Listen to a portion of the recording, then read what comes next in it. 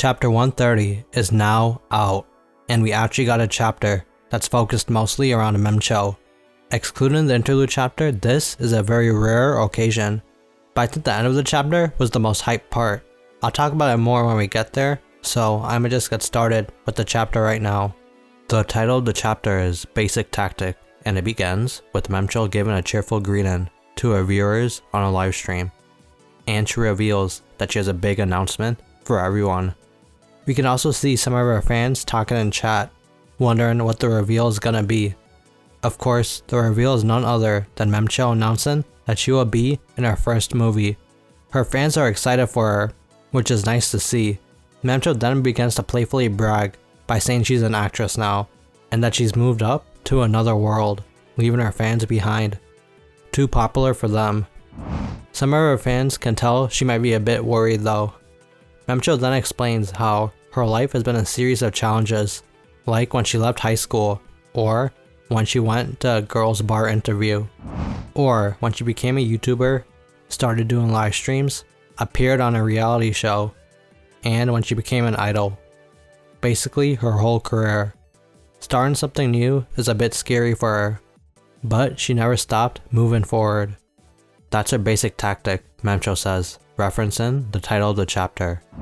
No matter how out of place she felt, Memcho didn't freak out. She was bold, acted like a fool, and overcame it.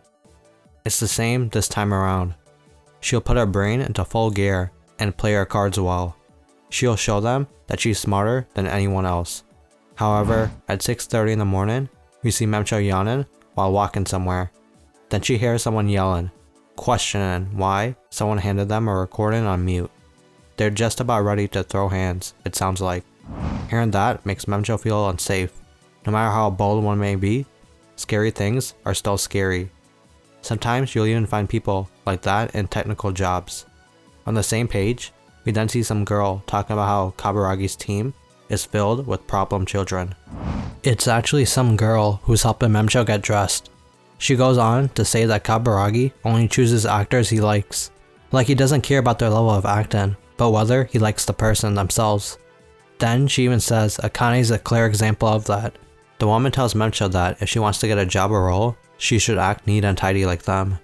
Memcho's like okay, but she probably doesn't want to talk bad about Akane, which I can respect. Then it seems like we cut again, this time to Kana and Akane. Kana's explaining that actors also have to be skilled in getting the recording process to happen without any issues because people's money is actually on the line. One single mistake could delay the whole set if they're not careful. Everyone is basically super focused on their work, which makes them all more sensitive due to the stress building up. According to Kana, this set is one of the better ones. Akane then says that acting is actually classified as physical labor, and they have to do whatever they're told. If they're told to jump in a fire or live in the desert for weeks for filming, they do it. That's why Akane tells Memcho that some of the basics of being an actor is endurance and patience. I kinda like the in-depth look we got on actors. It's basically classic Oshinoko going into detail on what the conditions for actors are like. It's not as fun and easy as it may seem. Then Memcho's looking like she's ready for her next scene. In her head, she thinks of the lights shining down upon her with dozens of gazes aimed her way. This definitely feels more serious than things like YouTube or variety shows. There's a definite right and wrong here, and you can't just pick the good options. She can see countless gazes, their eyes telling her that mistakes won't be forgiven. Memcho wonders if there is any other place that can make you as nervous as this. She's clearly a bit nervous herself, which is kinda refreshing to see. Like, she just isn't completely used to acting, I mean. It adds more depth to her character instead of it being like she's completely used to acting and not nervous at all. Only the most confident can survive in a place like this to Memcho, but even so, it won't be a problem for her.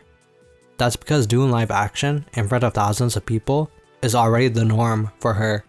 After all, Memcho has done countless live streams with thousands of viewers watching her all the time.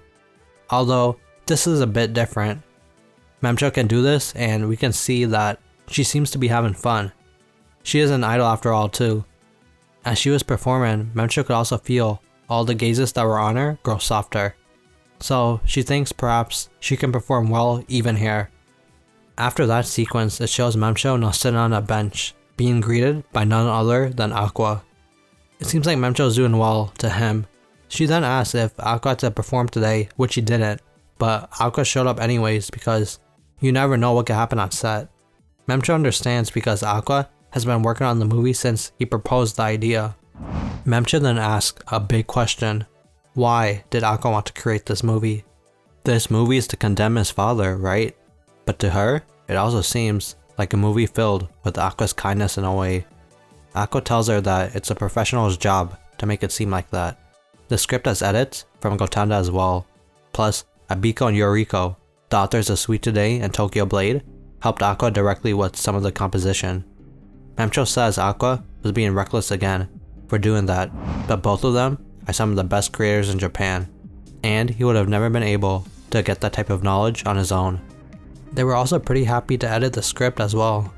It seems like Abiko finally got herself some decent assistance, allowing the mangaka to take more breaks.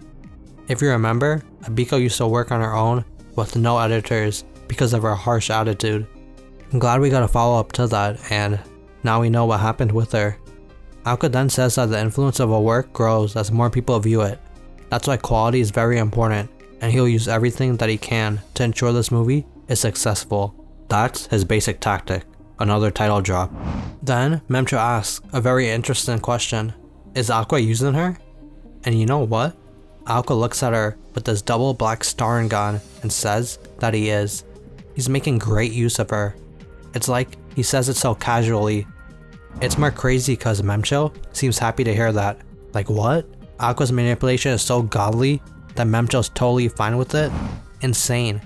Now finally, we then get a glimpse of something I think a lot of us have been waiting to see. We see a disc, and then on the screen, there's Ai. She congratulates Aqua on his 15th birthday.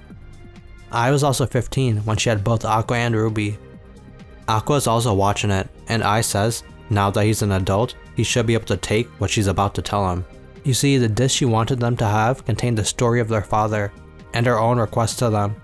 Unfortunately, we don't get to see what else she says, but the chapter ends with Aqua reassuring her that he will accomplish her goal no matter what.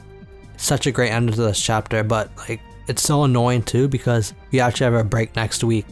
But you know what, I'm fairly certain Aqua's watched Ai's message multiple times by now. Like bro is on a mission to make Ai's goal come true no matter what. It also seems even more likely Ai knew she was gonna die, or at least she had an idea something was gonna happen. Obviously we don't know all the details, but for her to think so far ahead as to record everything in detail and even have a request for the twins seems a bit suspicious. It also goes back to last chapter, with Ruby almost certain that Ai was hiding all sorts of feelings. She knew exactly what she was doing, and it's almost pretty clear she prepared for her death as well. I just really want to know what's on those DVDs though. It feels like we're so close now, and it's kind of like God Valley now that I think about it. If any of y'all listen to One Piece, you'll know. But whatever we learn about Kaoru and Ai on those DVDs is gonna change the story completely. But yeah, the end of the chapter was some great foreshadowing. And do y'all think Ai knew she was gonna die? Let me know in the comments, and as always, thanks for watching. If you enjoyed the video, please drop a like and subscribe as well. I also got some more Oshi no Ko content here too, if you want to check it out. Peace.